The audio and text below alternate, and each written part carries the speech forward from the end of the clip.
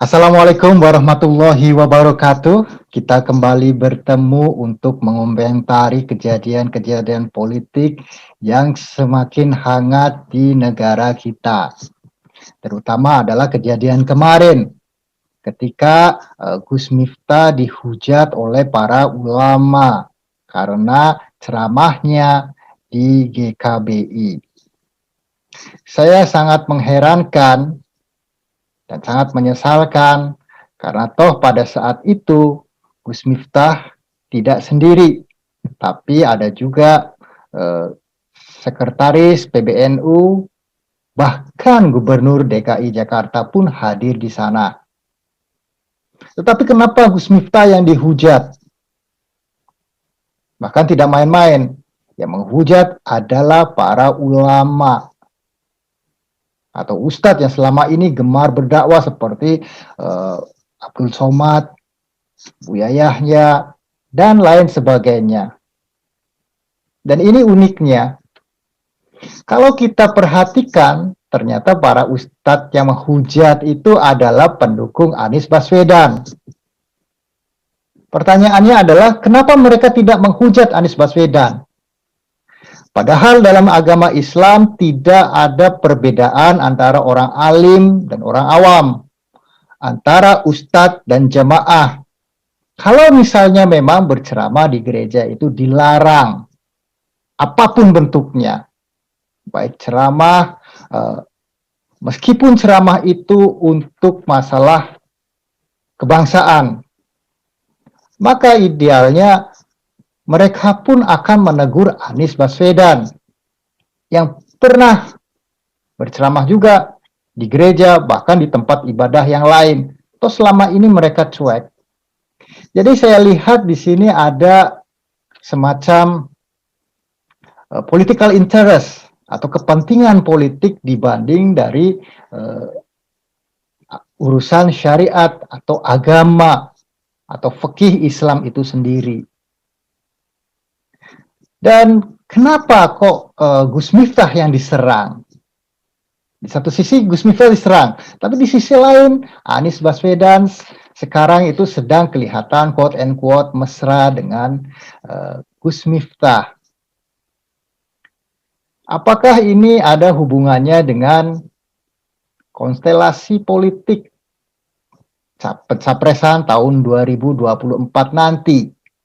Karena ingat, Gus Miftah adalah seorang penceramah NU yang sangat populer. Kita bisa melakukan kilas balik pada kejadian sebelum itu, di mana tiba-tiba Anies berziarah ke Ponorogo, ke makam Kiai Haji Muhammad Besari. Kiai Haji Muhammad Besari adalah kakek dari Kiai Haji Hasan Besari yang menikah dengan seorang putri Solo. Dan itu Kiai Haji Hasan Besari itu merupakan guru dari para bangsawan-bangsawan di Solo, termasuk Pangeran Diponegoro.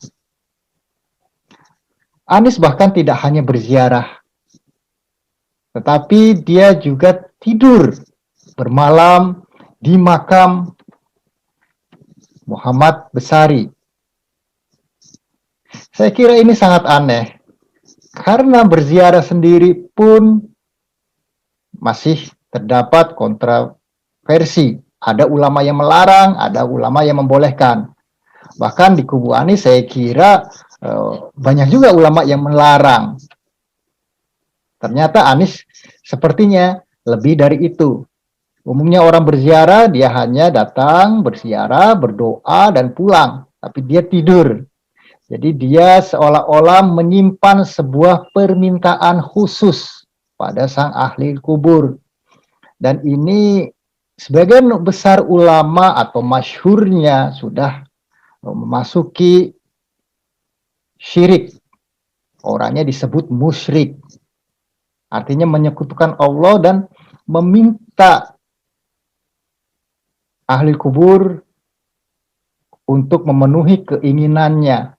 Tapi ya sudahlah, ini sudah Saya kira asalkan satu pengajian dengan mereka semuanya itu halal dan itu biasa. Kita juga melihatnya tidak bisa merubah apapun pemikiran mereka. Ternyata Gus Miftah adalah keturunan ke-9 dari Kiai Muhammad Besari itu sendiri. Jadi di sini sangat jelas ya. Dan kita bisa lihat ketika kunjungan di GKBI itu Gus Miftah memanggil Anies dengan sebutan Mas.